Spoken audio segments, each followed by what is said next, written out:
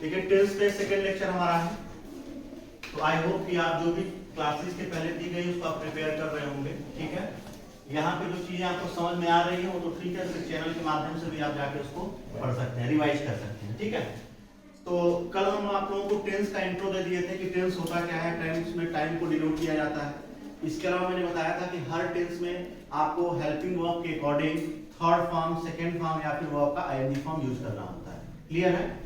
आज हम उसी फॉर्म को यूज करेंगे, उसी जो भी आपको हेल्पिंग वर्ब बताया गया था उसी को आपको हम यहाँ पे तैयार करवाएंगे। देखिए वैसे तो आपके लेवल पे इतना ही जानना जरूरी है कि आप वर्ड्स का पहचान क्या होता है, पहचान में कैसे कैसे सेंटेंस बनाए जाते हैं, लेकिन मैंने कहा था कि मैं पूरा का पूरा ट्रिकी बेस पे आपको बताऊंगा कि अगर आप एक बार टेंस को कायदे से पढ़ लेंगे हमसे, तो फिर टेंस के लिए आपको ना तो कोई बुक उठाने की जरूरत पड़ेगी, ना तो आपको ये देखना पड़ेगा कि किस कौन से हेल्पिंग वर्ब के साथ कौन सा मेन वर्ब यूज किया जाता है। ठीक है, तो सबसे पहले मैं आपको बताता हूँ, टेंस के मैंने बताया था कि टेंस के तीन पार्ट्स होते हैं, प्रेजेंट टेंस, पास्ट टेंस और फ्यूचर टेंस, जिसपे हम लोगों ने बात कर लिया है। प्रेजेंट टेंस का मतलब होता है वर्तमान, पास्ट का मतलब होता है भूत, और फिर फ्यूचर की बात करें तो भविष्य की बात करते हैं। सब में आपके एग्जामिनेशन से सबसे ट्रांसलेशन आते हैं।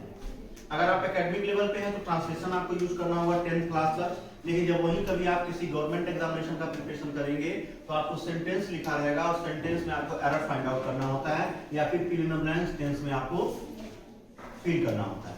तो अगर आपका लेवल यहाँ पे सेंटेंस को सिर्फ ट्रांसलेट करने का है, अभी हम बेसिक में आपको सिर्फ ट्रांसलेशन के अकॉर्डिंग बताएंगे, देन जब ये टॉपिक आपका कंप्लीट होगा तो फिर आपको हम बताते चलेंगे कैसे एग्जामिनेशन में क्वेश्चन आते हैं। ठीक है, चलिए अब ये प्रेजेंट टेंस, पास्ट टेंस और फ्यूचर टेंस, ये तो तीन पार्ट्स हैं टेंस के, ये टेंस के तीन पार्ट्स होते हैं। अब इन पार्ट्स के अलावा हर पार्ट्स के चार सब पार्ट्स होते हैं। प्रेजेंट के भी चार सब पार्ट्स होते हैं, पास्ट के भी चार सब पार्ट्स होते हैं और फ्यूचर के भी चार सब पार्ट, यानी कि मुख्यतः टेंस तीन भागों में बांटा गया है, प्रेजेंट टेंस में, पास्ट टेंस में और फ्यूचर टेंस में। उसके बाद अगर आप देखेंगे तो प्रेजेंट में भी चार तरीके होते हैं, जैसे present indefinite tense, present continuous tense, present perfect tense and present perfect continuous tense. अब ये जो चार पार्ट्स हमने बताया है, इंडेफिनिट, परफेक्ट, कॉन्टिन्यूअस और परफेक्ट कॉन्टिन्यूअस, ये चारों पास्ट में भी होते हैं और यही चारों फ्यूचर में होते हैं, यानी प्रेजेंट इंडेफिनिट टेंस वैसे पास्ट इंडेफिनिट टेंस और फ्यूचर इंडेफिनिट टेंस। ठीक है, पास्ट परफेक्ट टेंस तो सॉरी प्रेजेंट परफेक्ट टेंस तो पास्ट परफेक्ट टेंस और फिर future perfect tense, present continuous tense तो पास्ट कंटीन्यूअस टेंस और फिर फ्यूचर कंटीन्यूअस टेंस। वहीं पे जब आप बात करेंगे फ्यूचर में तो future indefinite tense, future perfect tense और फ्यूचर परफेक्ट कंटीन्यूअस टेंस, यानी जो पार्ट्स प्रेजेंट में होते हैं वही सब पार्ट्स पास्ट में भी होते हैं और वही सब पार्ट्स आपके फ्यूचर में भी होते हैं। तीनों में से बस अंतर क्या होता है, जो मैंने कल आपको मेथड बताया था कि प्रेजेंट में हेल्पिंग वर्ब अलग लिखा जाएगा, पास्ट में हेल्पिंग वर्ब अलग लिखा जाएगा और फ्यूचर में हेल्पिंग वर्ब अलग लिखा जाएगा। और जैसा हेल्पिंग वर्ब होगा उसके अकॉर्डिंग वर्ब का फर्स्ट फॉर्म, सेकंड फॉर्म या फिर आईएनजी फॉर्म का हम यूज करेंगे। इसलिए मैंने कल आपको बता दिया था कि कैसे हेल्पिंग वर्ब को यूज करेंगे और उसके साथ कौन कौन से हम वर्ब को यूज करेंगे। तो प्रेजेंट में प्रेजेंट का जो हेल्पिंग वर्ब होगा उस हेल्पिंग वर्ब के अकॉर्डिंग आपका मेन वर्ब आ जाएगा। यहाँ पास्ट में बाकी पूरा का पूरा जो स्ट्रक्चर सेंटेंस बनाने का होगा वो सेम सारे सेंटेंसेस में, सारे पार्ट्स में एक जैसा होगा। ठीक है, चलिए let's start present indefinite tense. हम प्रेजेंट इंडेफिनिट टेंस से क्लास शुरू करेंगे और एक प्रेजेंट इंडेफिनिट टेंस अगर आप अच्छे समझ गए, सेम बेटा बस हेल्पिंग वर्ब आपको बदलना रहेगा और मेन वर्ब हेल्पिंग वर्ब के अकॉर्डिंग रखना होगा और पूरा का पूरा टेंस आपको अच्छे समझ में आएगा। ठीक है, चलो सबसे पहले हम बात करते हैं प्रेजेंट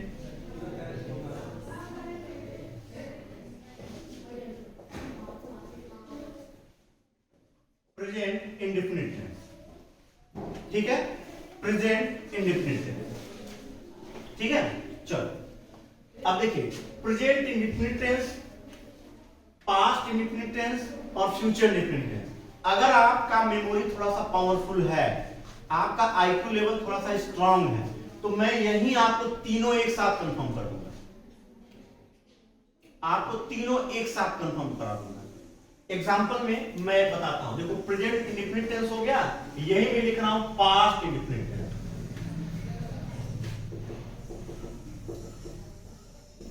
देखिए बाकी क्लासेस में होता है पहचान बताई जाती है, चुका है, चुकी है, ता है, ये सब होता है, मैं भी बताऊंगा, लेकिन मैं स्ट्रक्चर के थ्रू सारे टेंस को एक ही स्ट्रक्चर में रख दूंगा, ठीक है। लेकिन यहां मैं सिर्फ डेमो दे रहा हूं कि आपको कैसे मिनटों में सारे सेंटेंसेस सॉल्व करने आ जाएंगे। अब देखिए प्रेजेंट इंडेफिनिट टेंस की पहचान आपको क्या बताई जाती है? वाक्य में क्या आता है टेंस? देखिए यही गलती होती है, बताया जाता है, आप जितने भी जगह से पढ़ते होंगे वहां पे लिखा जाता है कि प्रेजेंट इंडेफिनिट टेंस की पहचान होती है कि वाक्य के अंत में क्या आता है? ता है, ते है, ती है, ये आता है। अच्छा, अगर वाक्य के अंत में ता है, ती है आता है और प्रेजेंट इंडेफिनिट टेंस है, तो बेटा एक बात बताओ, मैं एक सेंटेंस यहाँ पे लिख रहा हूं, बताना ये कौन सा टेंस है? यह एक छाता है, यह एक छाता है। वाक्य अंत में ता है आया है, तो क्या प्रेजेंट इंडेफिनिट टेंस है? नहीं, बिल्कुल नहीं है। लेकिन आप सबने ही बोला है कि सर वाक्य अंत में ता है आता है, तो मैं तो लिख दिया यह एक छाता है। आया ना ता है? इसलिए यही पे थोड़ा सा अपने आप को अपडेट करिए। अपडेट ये करना है कि आप ये कभी मत कहिएगा कि प्रेजेंट इंडेफिनिट टेंस में वाक्य के अंत में ता है आता है। आपको हमेशा बोलना है कि प्रेजेंट इंडेफिनिट टेंस में क्रिया के अंत में ता है आता है, क्रिया के अंत में ता है आता है। तब या क्या छाता क्रिया है? छाता क्या है? नाउन है। अम्ब्रेला क्या है? नाउन है, संज्ञा है। क्या है? संज्ञा है। आपको क्या कहना है? जैसे राम आम खाता है, राम आम खाता है। अब यहाँ पे खाता है आया है, क्या है? खाता है। और खाता क्या है? मेन वर्ब है, मुख्य क्रिया है। अब इस मुख्य क्रिया के अंत में ता है आया है कि नहीं आया? आया है ना? ठीक है, मुख्य क्रिया के अंत में क्या आया है? ता है। मैं आपको अभी ट्रांसलेशन नहीं बता रहा हूं, सिर्फ पहचान बता रहा हूं, ठीक है। लेकिन यहाँ पे एक ट्रांसलेशन अभी आप बिना पेन उठाए सॉल्व करेंगे, मेरा दावा है। बस यहाँ ध्यान सुनते रहिएगा, और दोनों एक साथ मैं बताऊंगा इसको और आप कर देंगे इसको, ठीक है। चलिए, मैं लिखा राम आम खाता है, ठीक है। अब प्रेजेंट इंडेफिनिट टेंस की जो पहचान होती है वो ता है। इसका स्ट्रक्चर होता है subject plus main verb plus yes या ईएस। अब यस या ईएस का एक टॉपिक आपको मैं बता दूंगा, या फिर आप जानते ही होंगे, यही इसका होता है। और यहाँ पे सब्जेक्ट प्लस मेन वर्ब का सेकेंड फॉर्म, ठीक है। ये सेंटेंस मैंने लिखा है, प्लस यहाँ पे ऑब्जेक्ट भी लिख लूं, प्लस ऑब्जेक्ट भी लिख लूं, ठीक है ना। इसको जब लिखेंगे राम खाता है, आम हटा दो, ये ऑब्जेक्ट हटा ही दो यार, ठीक है। राम आम खाता है, ठीक है। या फिर एक सिंपल सेंटेंस और लिख रहे हैं, वह जाता है, वह जाता है। अब इसको जब ट्रांसलेट करेंगे तो सब्जेक्ट क्या है इसका? ही, और ही के साथ मेन वर्ब में यस या यस लगा दोगे तो चूंकि ये आपका सिंगुलर नंबर है तो क्या लिख देंगे? GOES, ही गोस, ही गोस, ही गोस, ठीक है। इसके अलावा यहां पे क्या होता है? सब्जेक्ट प्लस मेन वर्ब का सेकंड फॉर्म। अब इसी बात को अगर पास्ट में हिंदी बोलना हो तो आप क्या लिखेंगे? वह जाता है, फिर क्या बोलेंगे? वह गया। भाई यही तो खुद बीती हुई बात होगी।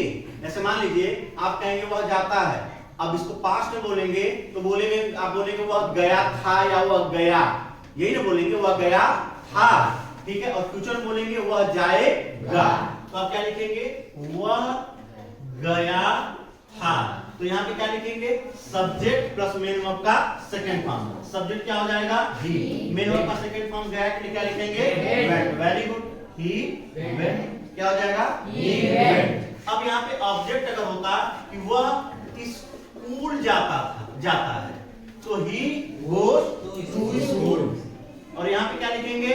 ही वेंट टू स्कूल। अब देखिए यहाँ भी ही आया है, यहाँ भी आया है, यहाँ भी टू स्कूल आया, यहाँ भी टू स्कूल आया, बस अंतर क्या है?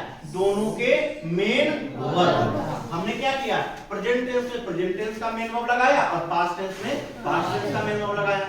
दोनों स्ट्रक्चर बिल्कुल सेम है कि नहीं सेम है? Yes sir. Subject plus main verb का first form plus object, subject plus main verb का सेकंड फॉर्म प्लस ऑब्जेक्ट। और मैंने कल की क्लास में बताया था, ठीक है, ये हेल्पिंग वर्ब के अकॉर्डिंग मेन वर्ब यूज किया था। समझ में आ रही है मेरी बात सबको? किसी कोई क्वेरी हो तो आप तुरंत हमको मेंशन कर सकते हैं, तुरंत क्वेश्चन पूछ सकते हैं।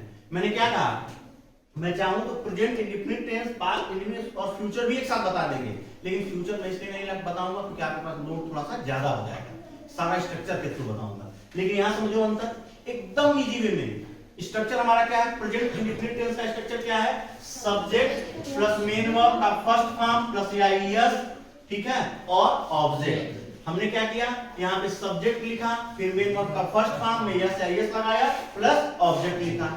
सेम इसी सेंटेंस को जब पास्ट में लिखे तो सब्जेक्ट प्लस मेन वर्ब का अंतर क्या पड़ा, यहाँ फर्स्ट फॉर्म था, यहाँ पे सेकंड फॉर्म। पास्ट टेंस में सेकंड फॉर्म का यूज किया जाता है, प्रेजेंट पास्ट रिपीट टेंस में सब्जेक्ट प्लस मेन वर्ब का सेकंड फॉर्म प्लस ऑब्जेक्ट। कोई अंतर आया? He goes to school, he went to school। बस अगर आपको वर्ब के तीनों फॉर्म पता है तो बहुत इजी वे में प्रेजेंट टेंस, पास्ट टेंस और फ्यूचर टेंस के सेंटेंसेस को सॉल्व कर सकते हैं, ठीक है। चलिए अब मैं एक स्ट्रक्चर यहाँ पे बनाने जा रहा हूँ और उस स्ट्रक्चर के थ्रू सारे सेंटेंस का पूरा 1 मिनट में आप पूरी की पूरी जितने भी टेंस हैं, present indefinite tense, present continuous tense, present perfect tense, present perfect continuous tense, past indefinite tense, past continuous tense, past perfect tense, past perfect continuous tense, future indefinite tense, future continuous tense, future perfect tense और future perfect continuous tense. यानी कि 12 sentences जिस तरह से बनाए जाते हैं, सबका स्ट्रक्चर बस एक हम यहाँ पे समरी के थ्रू में देखेंगे, बॉस के थ्रू, ठीक है ना। आइए शुरू करते हैं, ठीक है ना। ठीक है, तो देखिए ये हमारा स्ट्रक्चर है।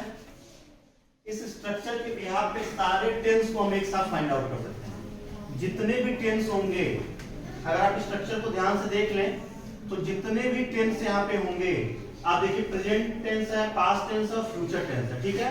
हम सारे सेंटेंसेस की पहचान आपको बता दिए हैं कि इसकी लास्ट में क्या था, कैसे आप पहचान सकते हैं कि सेंटेंस कौन से टेंस का है। यहाँ पे पहचान है, सबकी पहचान मैंने लिख दी है। इसके अलावा सारे सेंटेंसेस में, यानी सारे टाइप्स के सेंटेंसेस में अगर आपका प्रेजेंट इंडेफिनिट टेंस है तो उसमें कौन सा हेल्पिंग वर्ब होगा, पास्ट इंडेफिनिट टेंस है तो उसमें कौन सा हेल्पिंग वर्ब होगा, यानी मैंने हेल्पिंग वर्ब भी आपको बता दिया है, ठीक है।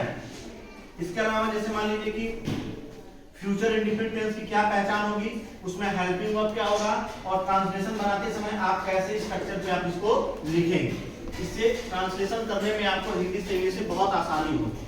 अब जैसे मान लीजिए यहाँ पे है रहा है, रही है, रहे हैं, उसका क्या इंग्लिश होगा, फिर सब्जेक्ट कैसा होगा, इस सारा स्ट्रक्चर के बिहार पे आपका क्लियर हो जाएगा, ठीक है। चलिए आपको स्ट्रक्चर में समझा देता हूँ। स्ट्रक्चर आप समझ लिए तो यही वो पॉइंट है, अगर आप इसको समझ लिए तो ट्रांसलेशन कोई भी होगा टेंस का आप बहुत आसान तरीके से सॉल्व कर सकते हैं, मिनटों में आपको कोई भी दिक्कत नहीं होगी। इसलिए यहाँ पे आप सिर्फ और सिर्फ इसको समझने पे आप पूरा का पूरा फोकस करेंगे, ठीक है। आपकी नजर केवल व्हाइट बोर्ड पे होगी।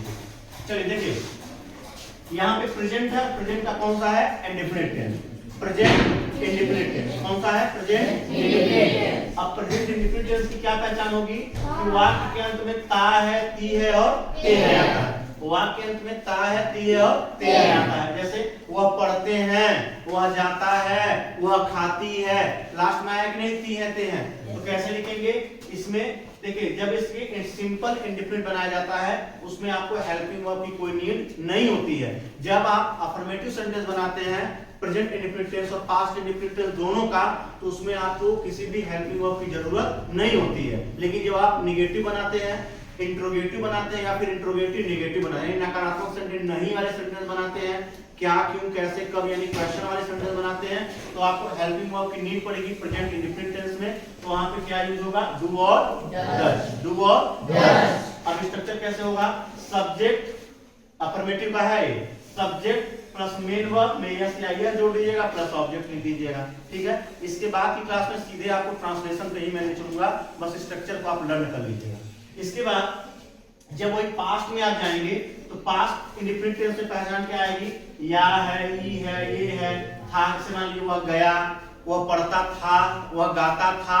तो ऐसे सेंटेंस में क्या करना है, हेल्पिंग वर्ब के रूप में, यानी कि अगर आप अफर्मेटिव बनाएंगे तो कोई हेल्पिंग वर्ब नहीं लगेगा, इंट्रोगेटिव बनाएंगे, नेगेटिव बनाएंगे, यहाँ पे इंट्रोगेटिव नेगेटिव बनाएंगे तो आपको सिर्फ और सिर्फ यहाँ पे डू और डज था ना, डू सिंगुलर सॉरी डू था प्लूरल नंबर के सब्जेक्ट के लिए और डज था सिंगुलर नंबर सब्जेक्ट के लिए। यहाँ पे सिंगुलर हो या प्लूरल हो दोनों के लिए केवल और केवल हम डिड का यूज करते हैं। और डिड के साथ हमेशा मेन वर्ब का फर्स्ट फॉर्म आता है।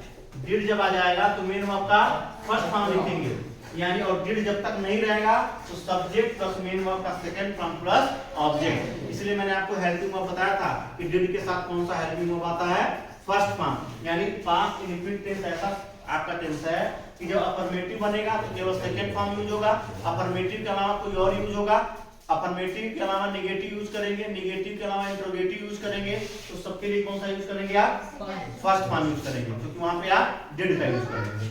ठीक है, इसके अलावा फ्यूचर इंडेफिनिट टेंस की पहचान है गा ही गे से वह पढ़ेगा, वह खाएगा, वह जाएगा, उसकी पहचान क्या होगी, गा गे गी, और उसमें शैल और विल का यूज करेंगे, शैल और विल का यूज करेंगे। तो आई के साथ क्या यूज किया जाता है, शैल, और वी के साथ क्या यूज किया जाता है, शैल। लेकिन एडवांस इंग्लिश में हर जगह आप विल का यूज कर सकते हैं, कोई दिक्कत नहीं है। लेकिन अभी आप इतना समझिएगा कि शैल और वी और आई के लिए शैल का यूज करेंगे।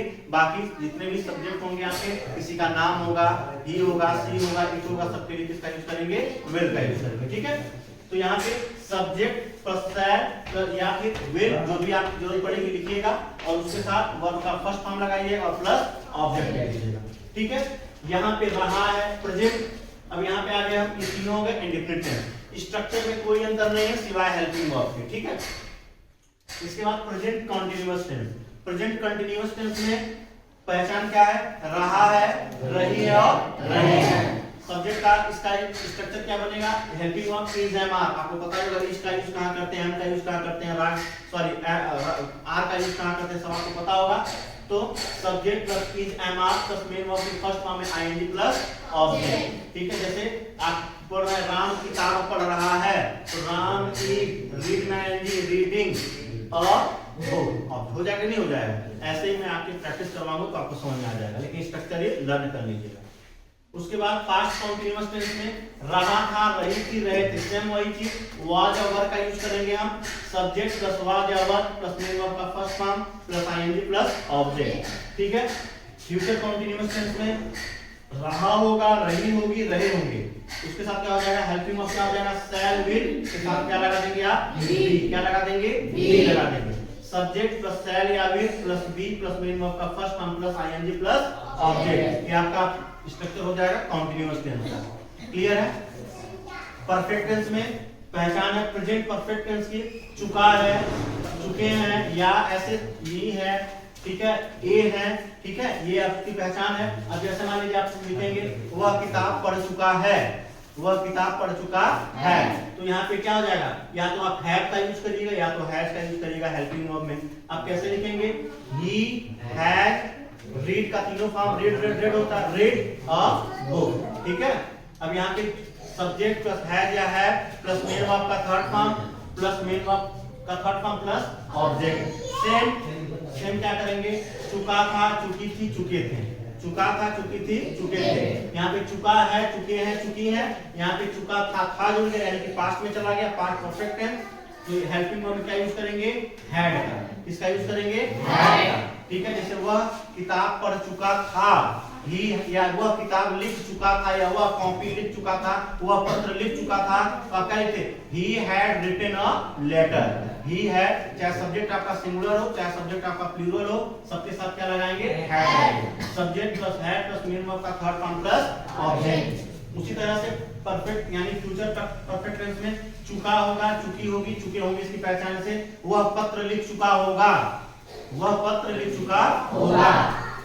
शैल हैड के साथ यहाँ पे शैल और विल यूज करेंगे हेल्पिंग वर्ब में, बस हम क्या लगा देंगे साथ में, हैड। देखिए हैड नहीं लगाना है, क्या लगाना है, हैड। ठीक है, शैल है या फिर विल है, और जैसे हैव आ जाएगा मेन वर्ब का कौन सा फॉर्म यूज होगा, थर्ड फॉर्म। मैंने बताया था हैव जैसे आएगा मेन वर्ब का कौन सा फॉर्म आएगा, थर्ड फॉर्म। तो सब्जेक्ट प्लस शैल या will plus have plus main verb का थर्ड फॉर्म प्लस ऑब्जेक्ट, ये इसका स्ट्रक्चर हो जाएगा। Present perfect continuous. देखिए अब आप यहाँ पे एक चीज ध्यान दीजिएगा, जो कॉन्टिन्यूअस टेंस की पहचान है वही प्रेजेंट परफेक्ट कॉन्टिन्यूअस टेंस की है, जो past perfect continuous tense past continuous tense की पहचान है वही पास्ट परफेक्ट कॉन्टिन्यूअस टेंस की पहचान है, और जो फ्यूचर कॉन्टिन्यूअस टेंस की है वही फ्यूचर परफेक्ट कॉन्टिन्यूअस पहचान है। बस अंतर क्या है, यहाँ पे एक चीज बढ़ जाता है समय। जैसे यहाँ पे होगा कि वह गीत गा रहा है, वह गीत गा रहा है, यहाँ कोई समय नहीं है ना। अब यहाँ पे क्या हो जाएगा, वह 2 घंटे से गीत गा रहा है, यहाँ पे समय बढ़ जाएगा। बस अंतर दोनों में यही है, ठीक है। वह गीत गा रहा था, वह 2 घंटे से गीत गा रहा था, ठीक है। वह गीत गा रहा होगा, वह 2 घंटे से गीत गा रहा होगा, ठीक है। बस इसमें क्या बन गया, बढ़ गया, तीनों में समय बढ़ गया। और समय के लिए एक वर्ड यूज करेंगे यहाँ पे सिंस या फॉर। प्रीपोजिशन है, मैं सिंस और फॉर का बेहतर ढंग से बताऊंगा कैसे आप यूज करेंगे, कब सिंस का यूज करेंगे, कब आप फॉर का यूज करेंगे। समय अगर निश्चित होगा तो सिंस का, समय निश्चित नहीं होगा तो आप फॉर का यूज करेंगे, ठीक है। अब यहाँ पे क्या हो जाएगा, हेल्पिंग वर्ब में हैज या have, present perfect continuous tense में हेल्पिंग वर्ब में हैज या हैव बीन लगाएंगे और वर्ब के फर्स्ट फॉर्म में प्लस आईएनजी लगाएंगे। सब्जेक्ट प्लस हैज या have plus been plus main verb का फर्स्ट फॉर्म प्लस आईएनजी, ठीक है। यहाँ पे हो जाएगा इसी तरह से रहा था, रही थी, रहे थे, यहाँ पे आ जाएगा सिंस या फॉर यूज किया जाएगा, हैड बीन लग जाएगा और यहाँ पे रहा होगा, शैल हैड बीन हो जाएगा, विल हैव बीन हो जाएगा, प्लस मेन वर्ब का फर्स्ट फॉर्म में आईएनजी और सिंस और फॉर के साथ आप इसको यूज करेंगे, ठीक है। स्ट्रक्चर के थ्रू आप पूरा का पूरा समझ सकते हैं कि क्या लिखा गया है, और इस स्ट्रक्चर को अगर आप याद कर लेंगे तो एक कोई भी सेंटेंस लिखेंगे प्रेजेंट इंडेफिनिट टेंस में, उसके सारे सब पार्ट में चेंज करके, यानी कि एक सेंटेंस लिख करके 12 प्रकार से आप उसका सेंटेंस को इंग्लिश में लिख सकते हैं। इस स्ट्रक्चर को अगर आप लर्न कर लेंगे तो मेरा दावा है कि आज से हाई स्कूल या इंटरमीडिएट क्लास क्वालिफाई करने तक आपको टेंस का कोई भी सेंटेंस ऐसा नहीं होगा जिसको आप सॉल्व नहीं कर पाएंगे। Any problem? No sir. घर पे जाके इसको आप लर्न कर लीजिएगा। आज के लिए बस इतना ही, थैंक यू। ठीक, तो ये स्ट्रक्चर आपने देख लिया, स्ट्रक्चर के बिहाफ पे आप इसको लर्न करिएगा, ठीक है। चलो एक चीज और देख लीजिए, मैं भूल गया था क्या बताना आप लोगों को, इसलिए मैं फिर वापस आ गया। जैसे मान लीजिए यहाँ पे एक सेंटेंस का स्ट्रक्चर समझ लेंगे। मान लीजिए लिखते हैं यहाँ पे, वह पत्र लिख रहा, या सॉरी वह पत्र लिखता है। प्रेजेंट इंडेफिनिट टेंस में हो गया ना, इसको हर तरीके से कैसे लिख सकते हो, घर पे प्रैक्टिस करना। वह पत्र लिखता है, वह पत्र लिखता था, वह पत्र लिखेगा, वह पत्र लिख रहा है, वह पत्र लिख रहा था, वह पत्र लिख रहा होगा, वह पत्र लिख चुका है, वह पत्र लिख चुका था, वह पत्र लिख चुका होगा, वह 2 घंटे से पत्र लिख रहा है, वह 2 घंटे से पत्र लिख रहा था, वह 2 घंटे से पत्र लिख रहा होगा। बस क्या हो गया, इसमें समय आ गया। यानी एक कोई भी सेंटेंस लेकर के आप प्रेजेंट टेंस में लीजिए या कोई सिंपल सेंटेंस लीजिए और इस 12 फॉर्मेट में उसको हेल्पिंग वर्ब के साथ लिखते चले जाइए और पूरा अच्छा खासा आपका टेंस पे प्रैक्टिस हो जाएगा, ठीक है। आई होप आपको बहुत अच्छे समझ में आया होगा और घर पे जाके आप अच्छे से इसको रिवाइज भी करिएगा, कहीं कोई प्रॉब्लम आपको नहीं होगी। आज के लिए बस इतना ही। Have a nice day, thank you.